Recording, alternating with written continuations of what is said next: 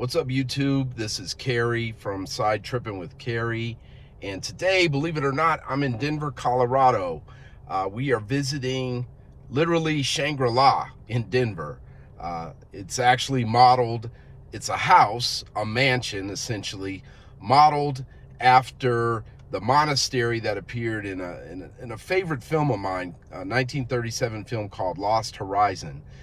This house was commissioned to be built by a kind of a movie theater pioneer here in Denver, a fellow by the name of Harry Huffman.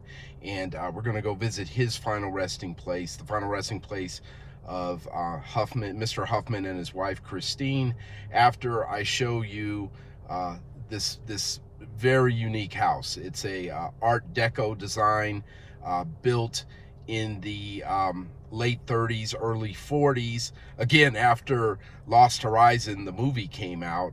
And again, we'll check that out and then go out to Fairmount Cemetery here in Denver.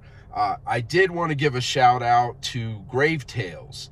It's a channel similar to mine in that the woman who does Grave Tales is kind of Colorado based. She does a lot of really good videos from Colorado, so I hope she doesn't feel like I'm impinging on her turf, but I did want to give her a shout out and compliment her on the good work that she does. So if you haven't checked her out, I'll put a link to her YouTube page in the description here, and yeah, check her out and subscribe.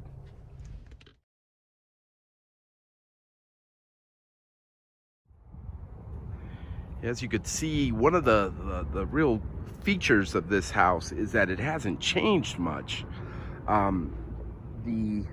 Someone still lives there. Matter of fact, the Hirschfields live there. I believe it's Barry Hirschfield and his wife Arlene. He is a obviously wealthy person, and was the grandson of a guy that ran a print shop here in Denver that was very successful. Again, the man who commissioned this house was Harry Huffman, and he made his money. He was actually started off as a pharmacist here in Denver, and next to his home there was a movie theater, and this is like in the 20s, the 1920s, and he saw the future essentially and started kind of buying up theaters here and there. Eventually became so successful that he quit the pharmacy business and became running a theater, I guess, manager for his properties, theaters, over time. So again, that was very successful. It allowed him to build this beautiful house. And I'll put up some pictures of the monastery from Lost Horizon so you can see the difference, or see the similarities between the two. Little bit about Lost Horizon. Again, it's a 1937 movie starring Ronald Colman. It was directed by Frank Capra. Sam Jaffe is in the movie too as the High Lama, not like a llama the animal, but lama as in kind of like leader in Tibetan Buddhism. You guys have probably heard of the Dalai Lama, so it's that kind of similarity. And the monasteries where the Lama lived, and it's a really unique. I love the movie because it's about finding heaven on earth, and it's hard to give a brief synopsis, but I'll try. So Ronald Colman's character is a kind of a British diplomat and writer, and he and kind of a ragtag group of Westerners are leaving a part of China, kind of like Tibet, and up in the Himalayas or near the Himalayas. So there's a paleontologist, there's a kind of a scoundrel kind of guy, borderline con man, who happens to be an engineer, an actress who's sick and who's ailing, actually has a terminal disease, they say. And Ronald Colman's character's brother, younger brother. So they're getting ready to get on this plane to fly out of this kind of war-torn part of Tibet or China that's going through a revolution or a conflict between two warlords. And the plane essentially gets hijacked. The pilot is replaced by an unknown pilot who kind of shuts himself off and takes off. So the plane is flying over the Himalayas, crash lands, the pilot is killed, and they eventually wind up in this valley in the middle of the Himalayas, you know, with the snow and everything, but they find this temperate paradise. All right, I mean, it's beautiful. There's trees and, you know, animals and farmland, and everybody who lives there is living communally. And it's literally paradise on earth. And the conflict really becomes, you know, when you find this paradise, are you willing to give up civilization for this paradise? And so everybody everybody in the plane, except for Ronald Colman's character's brother, is fine with being in paradise. The sick actress actually becomes healthy. The engineer, the con man guy, decides to help the community with a water issue, plumbing. The paleontologist teaches the school children, and everybody kind of kicks in and shares responsibilities, and there's like no conflict, there's no stress. Now, come to find out, the llama is 200 years old. And I remember this line, or dialogue, I'm not quoting it, but there was this point in the movie where the llama says, you know, the stress of living in today's society will kill you. And he goes, we don't have that stress here. That's why I'm 200 years old. And at first they're like, yeah, right, you're 200 years old. So Ronald Colman's brother, his character's brother, meets a woman who's Russian, who is there, very, you know, beautiful, young looking woman. And she wants to get out of there. She wants to get out of Shangri-La. She wants to get back to civilization. So she talks him into it. But before they leave, the llama kind of finds out. And again, he doesn't get stressful. He doesn't tell them, you know, like, hey, you can't leave or whatever. But he says, look, it's going to be super hard to get out of here. But if you want to go, you want to go. But by the way, this woman's a lot older than you think she is. So the brother hears that. Ronald Colman character tells him that, hey, this is what the llama said. And the brother's like, ah, yeah, right. So they try to trek out of the mountains, and they get to a point where they're outside of Shangri-La, the valley, and the woman, like, they run into some rough spot, and she like falls over in the snow, and they turn her over, and she's like instantly like an old woman and dying. I mean, it's crazy. So the brother goes nuts, goes crazy, and kind of jumps off a mountain or falls off a mountain. That's the end of him. So Ronald Colman agreed to go with his brother, and eventually he's found, and they take him back to civilization, so to speak. He tells this fantastic story. Nobody really believes him. They kind of humor him. And I'm going to leave it there because I don't want to spoil the movie for you guys. I'm sure it's available on YouTube. I don't know if it's free or not. But you can, you know, maybe do a search in your respective TV providers. I mean, it comes up fairly frequent. I will tell you, there's a little bit of an unnerving part about Lost Horizon, in that the movie itself is not complete. The audio is complete, but the video, they're missing pieces. And when I first saw it, there were about 10 or 15 minutes of missing footage, maybe about 10 minutes. Now they've got it down to maybe about 3 or 4.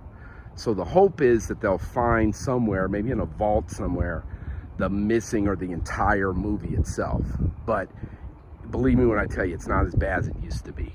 So anyway, again, this design for the architect types is called Streamline Moderne.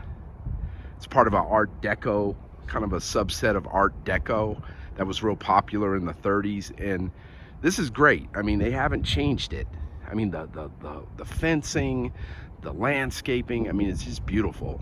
You just don't see stuff like this anymore. And, you know, again, Mr. Huffman was inspired by a movie set. And he did a bang-up job, because from what I understand from the pictures I've seen, the inside of this house is just as beautiful as it is outside. So with that, let's head on over to Fairmount.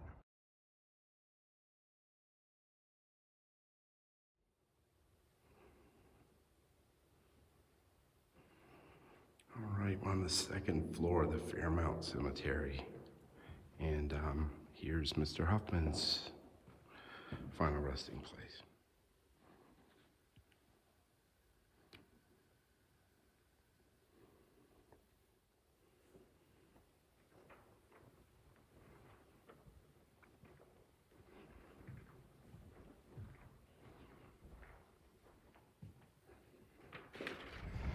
All right, guys, I'm standing outside of the Grand Mausoleum here at Fairmount Cemetery, and that was the entrance that I went in to get to the Huffman's final resting place. I didn't spend a whole lot of time in there once I found the final resting places, the crypts, because I swear it's super echoey in there. Like the hallways and the marble, very, very impressive.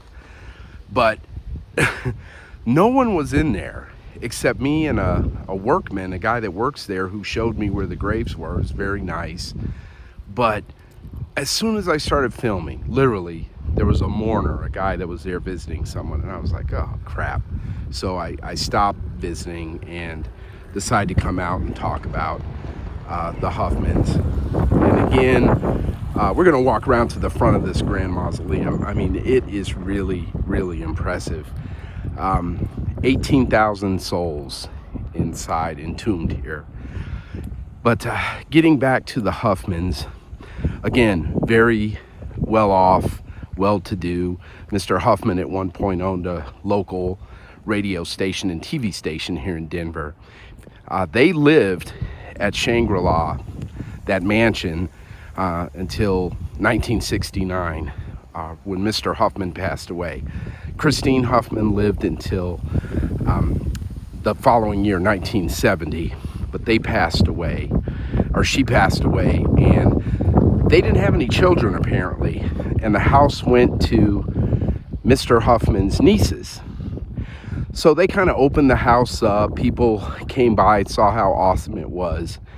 And then if you read the Wikipedia page, it talks about a college student at the University of Denver. I believe his name was David Rumbaugh.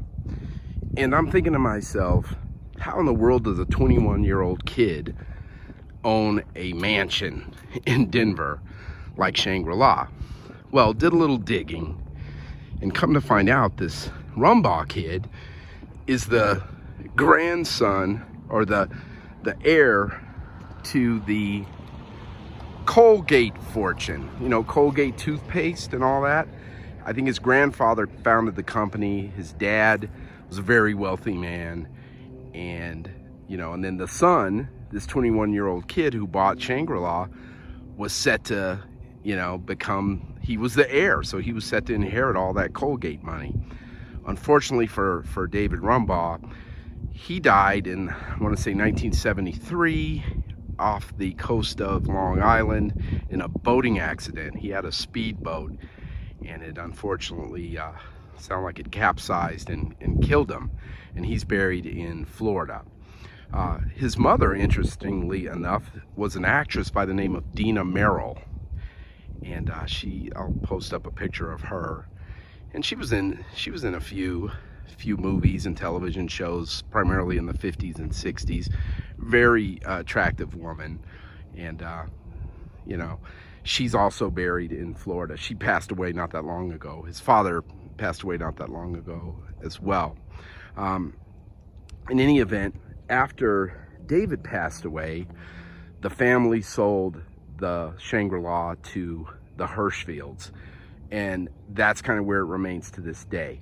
You know, I apologize for kind of being a little jittery around the house, but at Shangri-La, people still live there. The Hirschfields actually still live there, and I didn't want to really intrude on their privacy. But here is the front of the Fairmount Mausoleum, Grand Mausoleum, where the Huffmans are buried. I just wanted to show you guys the front of it. And again, it is a very impressive final resting place for 18,000 souls. But folks, that's gonna do it for me for this episode of Side Tripping with Carrie. If you like the content, please let me know. Leave a comment. Let me know what you think about the Huffmans. Let me know what you think about Shangri-La. Let me know what you think about Lost Horizon, if you've ever seen the movie, or check it out and want to come back and make comments. That's cool. So yeah, let me know. And if you like it, the video today, please give me a like. If you like the channel, please consider subscribing and hit that subscribe button. And we'll see you on the next one.